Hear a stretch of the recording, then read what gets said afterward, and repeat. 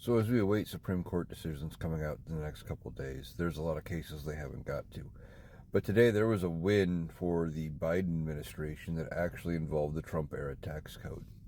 Now in 2017, as part of the Donald Trump tax cuts, they did do something that generated some money that was actually, in my mind, a positive, at least a slight positive. That was sued over.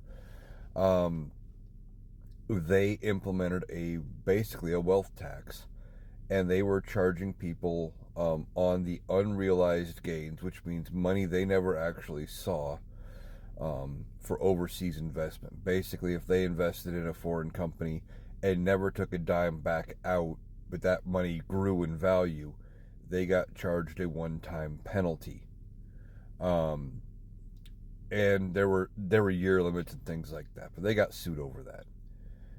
And the government actually won in a 7-2 decision, but the justices repeatedly said this was a very narrow decision affecting only this specific line of tax code. They said to broaden it and go against this tax code the way the people suing wanted would have undermined the IRS and would have overwritten tax code, and it would have been bad for the government. It would have undermined the authority of the IRS and the ability to levy taxes and everything.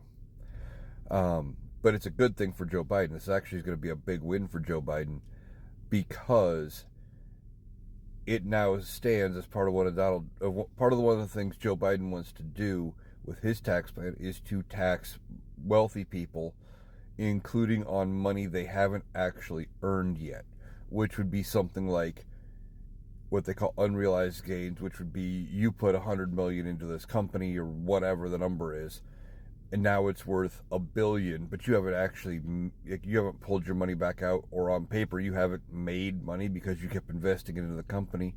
They're still going to be able to tax them on it, which would be a good way for the government to make a lot of money and help shore up the government plus some of the programs they want to do.